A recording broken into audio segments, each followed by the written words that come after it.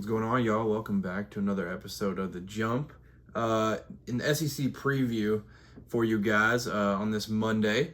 And the Michigan punishment came out this past Friday, but I haven't had time to talk about it. I wrote an article about it, so go check that out on the jumpsports.com. But I'm here to talk about that. We'll SEC preview, and let's get straight into it. So we'll start out with the Michigan punishment, or punishment that was more of a slap on the wrist than anything. I kind of wrote about this and went more in depth, so I'm going to kind of cover this very briefly. So the financial part was the biggest part of it all. But the $50,000 fine in 2025 to a college, that does not matter. Plus 10% of the budget for the football program. Once again, it's not really going to matter too much. A fine equivalent to the anticipated loss of all postseason competition revenue sharing associated with the 2025-2026 football seasons. Then again, doesn't really matter. I don't like neither of those make you bat an eye. The one that gets me a little bit is the 25% reduction in football official visits during the 2025-2026 season. That one means something, but then again, Sherrone Moore is an amazing recruiter. Michigan recruits itself. I don't think it's going to hurt too much. They're obviously going to have to reduce the size of visits and different things, but that doesn't mean it too much. So then you get to all the people that got impacted by it. Connor Stalions, an 8-year show cause order restricting him from all athletically related activities during the show cause period. So if you're not super into college sports and you're not like a nerd how I am, a show cause is essentially like if you went to go get another job at another university somewhere within that 8-year window, you basically have to bribe that school into coming up with good excuses to try to get away with hiring you without punishment. Like basically Connor Stalions now has a black cloud over him that will make every university turn away and not want to hire him because he brings baggage with him. The NCAA is watching everything. They're probably going to punish that school for even trying to hire him. So that's kind of what the rest of these are. Show causes. But if you're Connor Stalions, that doesn't matter. If you don't know Connor Stalions' background, he grew up a Michigan fan, wanted to see nothing more than Michigan Wolverines football team win football games, and he won them a national championship by doing what he did in his cheating. So he did all that and won a championship, didn't get it stripped away. So I think he gets out of here with the biggest smile on his face possible. Jim Harbaugh, 10-year show cause order. So he's already on a 4-year show cause order from his recruiting violation. So that will end August 7th or August 6th, 2028. His 10-year show cause will start August 7th, 2028, and it'll go until 2038.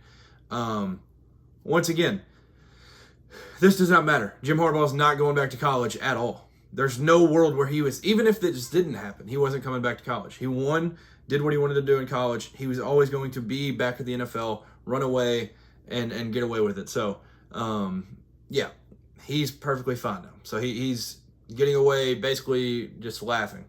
Denard Robinson, I honestly don't know what he did. I'll just be completely honest. I don't know what Denard Robinson did, but he has a 3-year show cause order.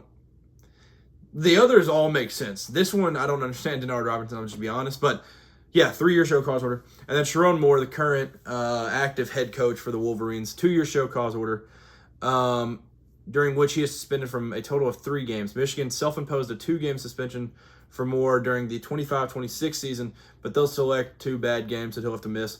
The panel determined that a suspension for an additional 3rd game was appropriate. Therefore, Moore will also be suspended the first game of the 26-27 season.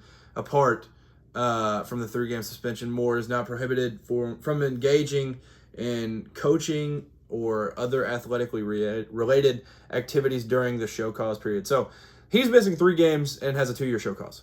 Once again, means absolutely nothing. He's not leaving Michigan. He's going to be there. Or he's going to get fired, and he's not going to go get a job until that 2-year show cause is up. It's just a pointless thing. And he'll have to miss games, but he's going to get to select those. I don't know who they play week 1 of 2026, 2027. But if it's somebody important, then maybe that will be something significant. But I don't know if it's a return of the Oklahoma series. But okay, it looks like it's going to be Western Michigan. All right, so that doesn't hurt at all. All right, well, so they basically, that's why I call this at the end of the day a slap on the wrist, because $50,000 is pocket change for a university in 2025, especially a university at Michigan's level. So that none of this meant anything, in my opinion. Like, this whole thing was just kind of like, hey, don't do that. And then all these guys are just running away. The biggest thing that the NCAA said they wanted to do was like to not punish the kids that are there now that didn't have anything to do with what all happened. Well, we live in the era of the transfer portal, and coaches have all the freedom in the world. Coaches can just leave whenever they want. Players can leave whenever they want. Punish the school. Like, there's still people involved, maybe not within the football program, but at the school that had known all of this was going on. Punish the school. These kids can leave if they want to, if they don't want to be involved with it or whatever. But there has to be a punishment of some sort, or people are just going to get away with all this. Louisville, I don't even like Louisville. And they got their 2013 national championship stripped. Yes, they did more than what Michigan did. But Michigan did dang near the same thing and got away with it and didn't have any payment for it at all. So it is absolutely insane that they basically got away for free. Look, and like I said in the article that I wrote, I don't even dislike Michigan. I like Michigan. I enjoy when they're good. They were probably going to win that title anyways, but they did cheat. It doesn't matter how good you were. You cheated and got away with it. So this is where we live in, though. The NCAA. They're not beating the soft, getting babied allegations ever again. So they absolutely get owned by everybody that they involve themselves with, and that's why Greg Sankey numerous times has been like, yeah, we'll just leave the NCAA. They can't do anything about it. The NCAA just does absolutely nothing to threaten anybody. So, but like I said, Michigan was probably going to win it anyways. I'll just be honest, but they cheated and they got away with it. Now they're laughing as they jog off into the sunset with that 2023 championship. On to the SEC preview. So just like the other format of the other ones, now the Big 12 preview, yes, there was a comment that was basically a Utah preview. I had Kyle Whittingham win Coach of the Year. Devin Dampier won Player of the Year. Utah was my surprise team. Utah won the championship. It was a Utah preview. And if I would have really paid attention to that, I probably would have been like, all right, maybe I should try to change something. Maybe like come up with a different Coach of the Year. I don't really know. But those were my thoughts. I looked at the schedules and everything, and I'm higher on Utah than most people are, and you can tell that from the Facebook post. People are like, Utah is going to disappoint every single year. It's like clockwork for some people, but this one will be the same format. It's a team I'm buying stock in, team I'm selling stock in. The Coach of the Year, Player of the Year, Player to watch, and the championship matchup. So a lot to get to. And I'll also this week be releasing my schedule predictions. I think this week I'll probably just post the Big 12 just because the Big 12 is the only power conference playing this week, because I'll have Kansas playing, I think they play Fresno State, and then obviously Farmageddon over in Ireland, Kansas State and Iowa State. So I'll post the Big 12 predictions this week. Other than that, it'll be a week of SEC and Big 10 preview for the most part. So with that being said, we'll get straight into it, and I'll start out with the team I'm buying stock in. This one was a very tough one because there's a lot of teams I really considered. I considered Florida big time because I'm a huge fan of just what the trenches do. Just offensive line, defensive line. If you return all of your defensive line, you're going to impact games on a crazy level. If you return all of your offensive line, you're going to impact games on a crazy level. Florida has maybe the best returning offensive line in all of the country with an elite quarterback with them. I could see them go as high as 9-3, and it wouldn't shock me. But I'm not going Florida. I'm pivoting because this team has a very, very, very doable schedule, and there's one position that makes me like this team a lot more than I liked the team last year. Missouri. The Missouri Tigers. This team could legitimately make the college football playoff and not even sweat about it. Like last year when it was South Carolina, Alabama, Ole Miss, they were all trying to make their cases. This team could very easily get in. I think they have them not going 9-3 as of right now, but I could see them going 10-2, 11-1. The position that I was referring to is the running back. Ahmad Hardy, the Louisiana Monroe transfer, elite running back. Last year, this was a good team. They obviously, when they played the great teams, they got exposed, but they were a good team overall, but they didn't have a great run game.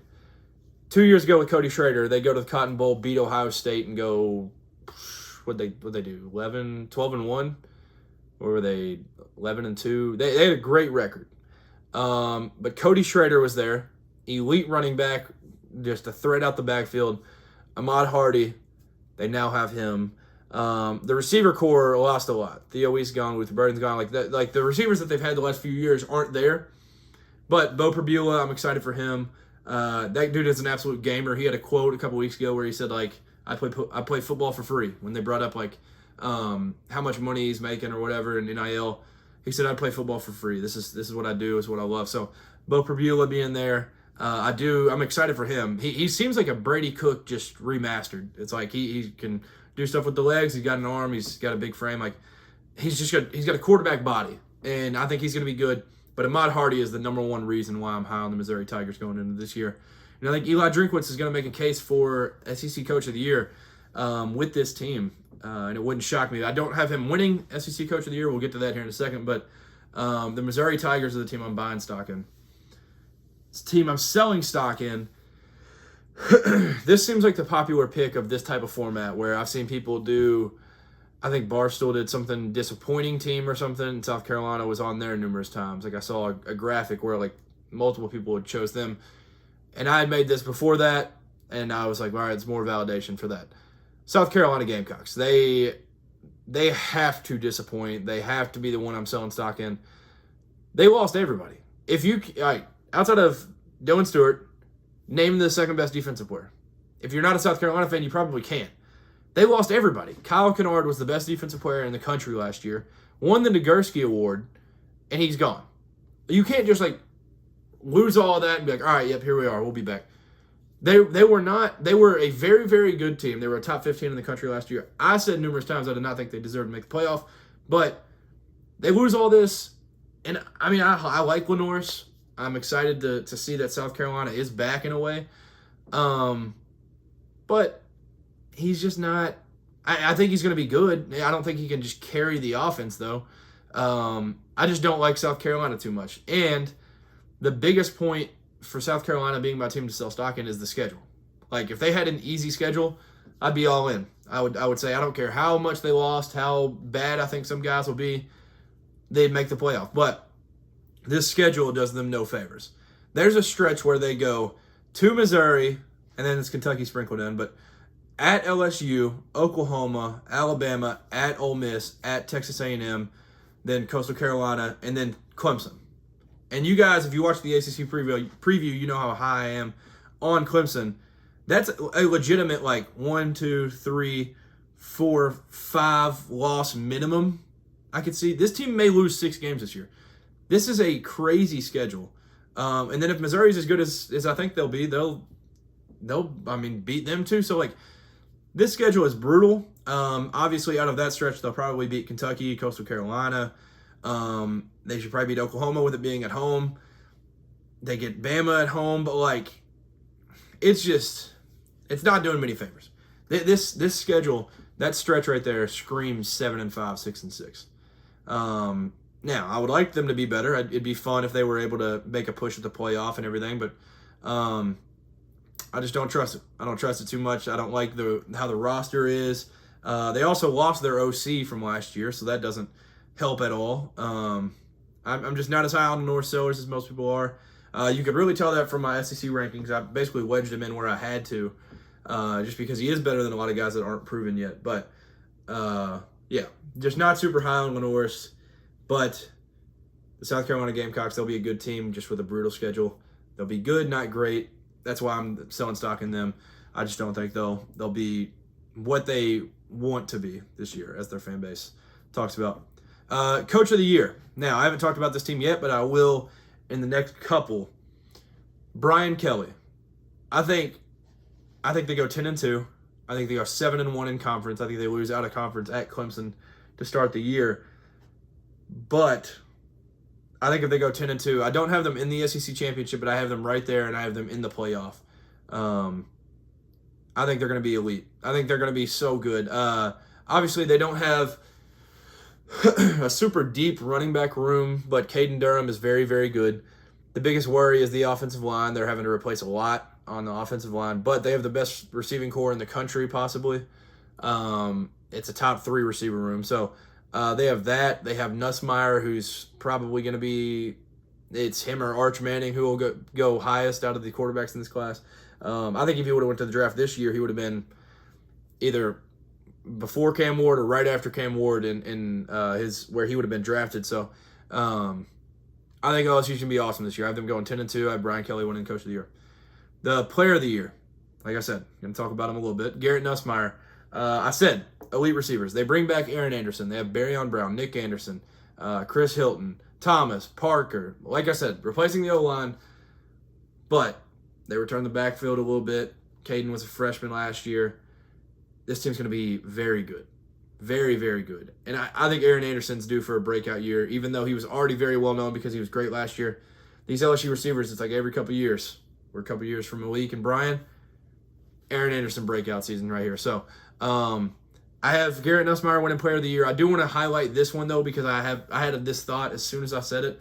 As soon as I was trying to come up with my Player of the Year, I was sitting down and I was like, all right, who's going to be like that type of dude to like stand out amongst the rest? And I was like, they got to be on a team that's really good. They got to be probably part of a unit where they're maybe the leader of the unit or just the best player of a unit that's really good.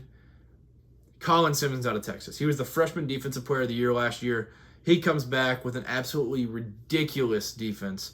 And Texas could legitimately win the national championship and hold teams to like 14 or less.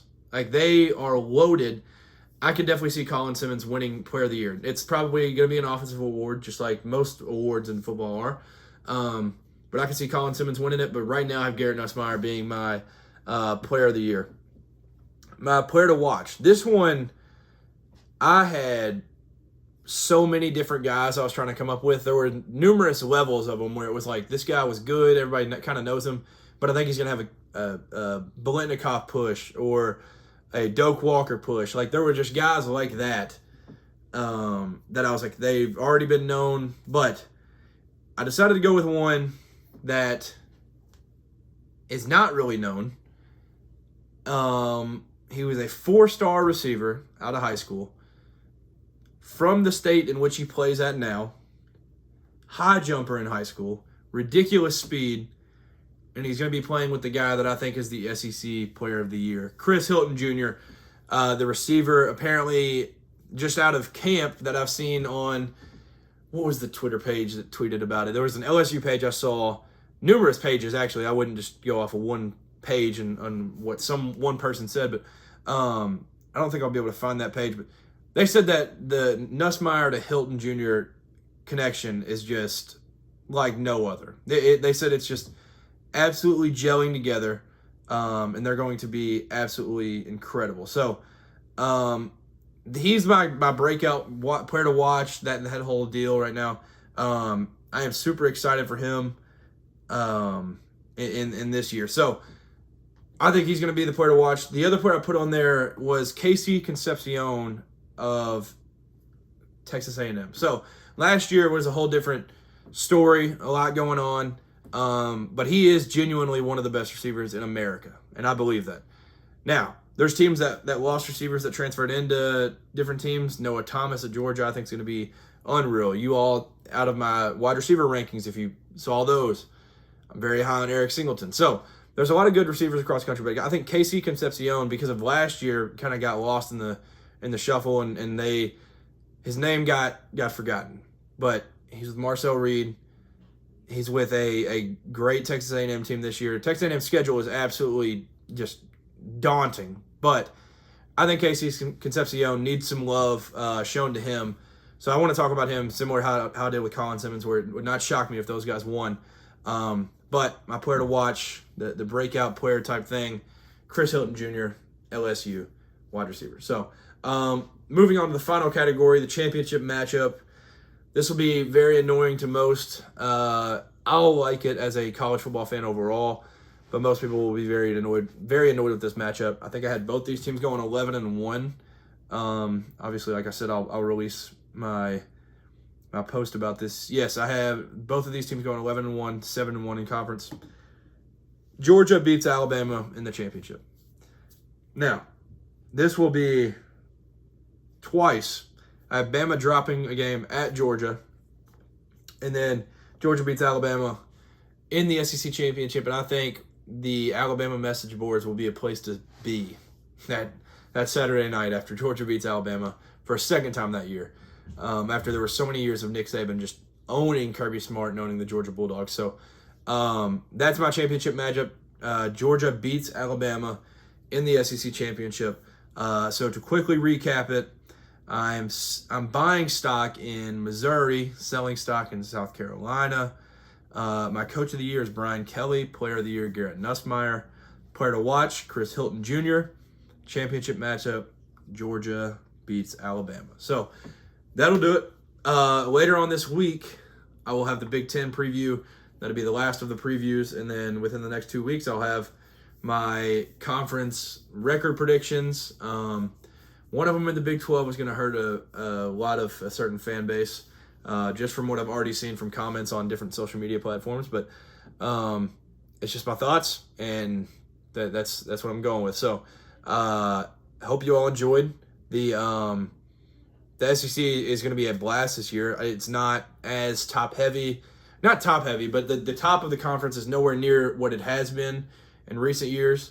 But the middle and top of this conference is so strong that it's going to be amazing. I think, the teams that'll be at the very bottom is just the Arkansas, Vanderbilt, Kentucky, Mississippi State. Like, those teams are still going to be very good. I think they'll be able to compete with these teams that they play out of conference. Like, Mississippi State plays Arizona State early in the year. That one could get interesting. I mean, Arizona State barely beat them last year.